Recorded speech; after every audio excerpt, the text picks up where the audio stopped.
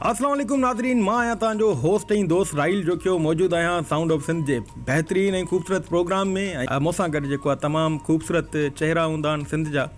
ऐं हिन वक़्तु जेको असां सां गॾु महिमान आहे उहो यकीनन कंहिं तारुफ़ जो मोहताज त न आहे ऐं उन्हनि जी ख़ुशि मिज़ाजी वारी तबियत आहे। ऐं तव्हांखे ॿुधाईंदो हलां त असां सां गॾु अॼु मौजूदु आहिनि सिंध धरती जो बहितरीन आवाज़ उस्ताद ताहिर अली मिठू साहब। महिरबानी तव्हां यादि कयो ऐं तव्हांखे मुबारक हुजनि। ख़ैर साउंड ऑफ सिंध जे हिन प्लेटफॉर्म तां मौला तव्हांखे सलामत रखे, अञा वधाए। तव्हांजूं मोहबतूं आहिनि जो तव्हां असांखे टाइम ॾिनो ऐं असां वटि आयो। न तव्हांखे दुआऊं आहिनि, तव्हां मुराद वधायो, तव्हांखे दुआऊं आहिनि। हा, अलाह तव्हांखे अञा वधाए। तो असांजे प्रोग्राम जो फॉर्मेट उस्ताद ईअं हूंदो आहे जो हाल वाल पिया थींदा आहिनि, सवाल जवाब बि थींदा आहिनि।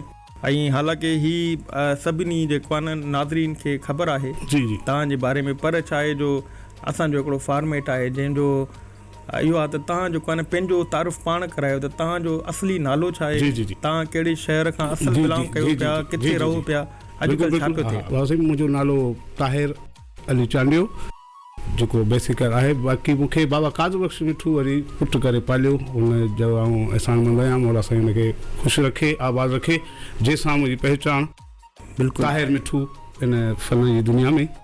ऐं राइश असांजी कोटड़ी ख़ानदानी नानाणे ॾाॾाणे असांजो कोटड़ी ख़ूबसूरत शहर, सुरीलन जो शहर। वाह साईं वाह, बिल्कुलु आर्टिस्ट कोटड़ी आर्टिस्टनि जो डायरेक्टरनि जे हवाले सां अचो, सिंगिंग जे हवाले सां अचो, माना हिते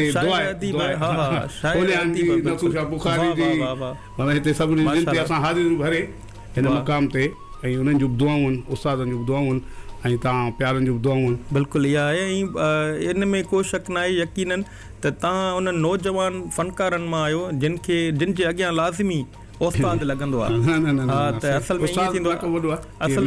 असल में टू बी वेरी ऑनेस्ट दोस्तनि खे ॿुधाईंदा हलूं त असां अगरि जे स्टूडियो में वेही करे किथे कचहरी था कयूं, उस्ताद बाबा जो ज़िक्र थींदो आहे त उन जे अॻियां लाज़मी अदबन एहतरामन उस्ताद ताहिर अली मिठू लाज़मी मतिलबु उस्ताद लॻंदो आहे। त तव्हां उनजे क़ाबिल बि आहियो। उस्ताद लक़ब वॾो आहे, बस तव्हांजी महिनत बि आहे, माना असांखे ख़बर आहे। हा बिल्कुलु ईअं ई आहे, तमामु बहितरीनु। अच्छा, भला हिन फ़न जी शुरूआति बाक़ाइदे सां कॾहिं खां कई?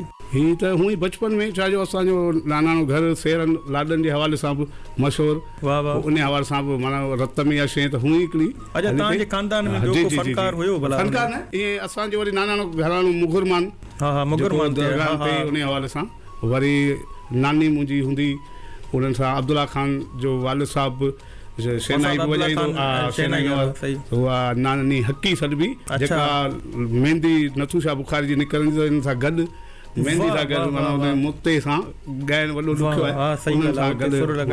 त माना इहा हिकिड़ी दुआ अॻई मुर्शिदनि जे तरफ़ां। ऐं ॿियो वरी अम्मी वारा वेंदा उस्ताद मम्मी साहिब जे घर हैदराबाद। हा, तॾहिं आऊं अञा पेट में आहियां। त उस्ताद वारनि जे घर हूंदो मिठो भत, माना हर जुमे ते। अम्मी वारा वेंदा उन हवाले सां। त पोइ बाबा लोंग फ़कीर उस्ताद मम्मी साहिब जो वारिद साहिबु ढोलक प्लेयर बि रहिया रेडियो ते। पोइ उहो अम्मी वारनि खे चवंदो, बाबा हीउ जेको मिठा भत हिते आहे खाए त ॾाढो सुठो फ़कीर माण्हू आहे। असल में इहे जेके फनकार आहिनि इहे फ़कीर दरवेश आहे। ऐं मूं असल में असां पढ़ियो बि आहे, जॾहिं असां पंहिंजी तालीम पे हासिलु कई म्यूज़िकोलॉजी जी, त उन में ख़बर पई त राग जी शुरूआति कीअं थी बाबा, जंहिंमें दुरपत जेको आहे ॻाईंदा हुया, त दुरपत में इहो हूंदो त मालिक साईं जी सना हूंदी, शुरू ई उतां थियो। ख़बर भाग ॾिसो, माना इहे बाबा नंढड़ो ॿार ॾियनि पिया, मोल पिया ॾियनि त भाई मिड़ई जीअरो करे कनि पिया त जीअरो थी, इहे इबादतूं हुयूं। वाह वाह, तमामु बहितरीनु। ऐं असां सां गॾु उस्ताद ताहिर अली मिठू आहिनि, बहितरीनु आवाज़ जा मालिक आहिनि, त असां बिल्कुलु फ़ाइदो वठंदासीं। बाबा ईअं विच विच में छा थींदो जो तव्हां खां असां लाज़मी तव्हां, अच्छा तव्हां जूं प्योर मूंखे ख़बर आहे त तव्हां बहितरीनु कंपोज़र आहियो, उन ते बि अॻियां ईंदासीं। तव्हां खां पंहिंजी कंपोज़िशन असांखे ॿुधायो जेको आहे।